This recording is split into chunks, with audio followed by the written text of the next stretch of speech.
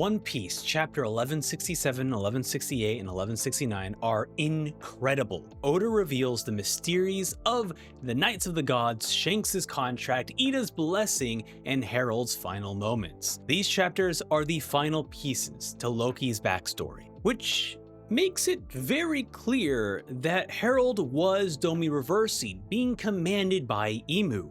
In chapter 1167, we see that Harold is making a contract with the Goroseid called the Shallow Sea Contract, granting Harold the title of God Steel Devotee, a title which we also learn that Shanks has, as he's returned to Mary Joie to become a God Knight. In chapter 1168, Harold is then granted the title of the Knight of the God for his role in killing pirates and ending voyages and signing a deep sea contract, a contract alongside the deep sea contract, which is held by 13 other individuals. I'm not sure why I held up the 3, but in chapter 1169, Shanks explains to Gabon that deep sea contracts grant inhuman strength and immortality and the ability to traverse the world using abyss pentagrams, which we saw not only on Egghead, but in Quest Castle as well. We also learned that Imu is able to control those with the contracts across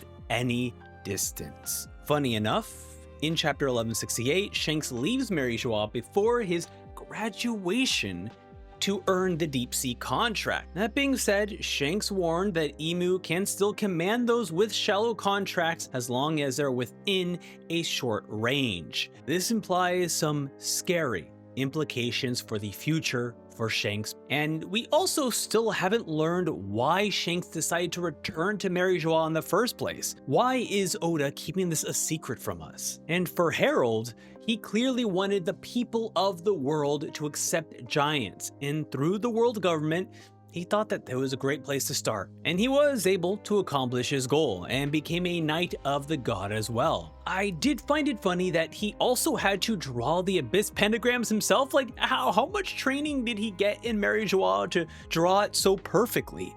And before Harold was even able to sit back, relax, and enjoy the fruits of his labor, Imu commanded Harold to turn all the people of Elbaf into warriors. It's a very sad moment where Harold is realizing that the world government has played him, and Harold begins to start losing his self. He hearkens to his soldiers, Loki, Jarl, to stop him at all cost, and for Loki to take his throne, eat the sacred fruit, and let Elbaf know that Harold himself is a disgraceful king that needed to be killed. He was so naive to the realities of the world government. Someone with a good heart being exploited in this way is now willing to sacrifice all that he has done to not only improve the name of Elbaf, but to improve his own name. It's this incredible moment that we wouldn't even have if it wasn't for Ida. In chapter 1168, he calls her his greatest blessing.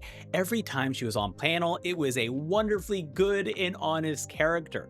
I love this moment where she even tells Harold about keeping Elbaf's culture. She understands that there must be a balance between peace and preserving the warriors of Elbaf. It was also sad to see that Ida was poisoned by Estrid's family. Despite Harold trying to change what others thought of Elbaf, he failed to change Estrid's family's thoughts on Ida. We also see this wonderful moment where Loki burns down the entire homeland of Estrid and punishes the people who poisoned Ida. This moment perfectly shows not only how much Ida has meant to Harold's life, but to Loki as well. And in Ida's final moments, she is happy with the future Harold has built and dies with a smile on her face. A truly wonderful moment for such an incredible character. And we're left on the chest holding this devil fruit, attacking Loki with a hammer. And that's it for One Piece, chapter 1167, 1168, and 1169.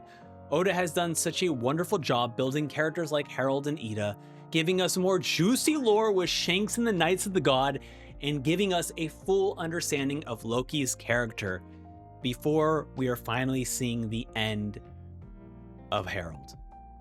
This video and more are made possible by generous viewers just like you. If you want to support more free videos like this, become a member on Patreon, Twitch, or YouTube, and thank you. Also, a few fun facts about these chapters. First of all, we see Shanks helping free Fisher Tiger. He tells him where the armory is, which I think that is super, super cool that we finally learned that Fisher Tiger had some help on the inside. And the Knights of the Gods domain is called Shangara. And Shirahoshi is Mosa, the person who has been talking to Loki over the Denden Mushi for this entire time on Elbaf. It's some crazy reveals, and I'm excited to start following this every single week. Thank you for being so patient in my break, and I'll catch you on next week for more One Piece. Thanks for watching. Bye!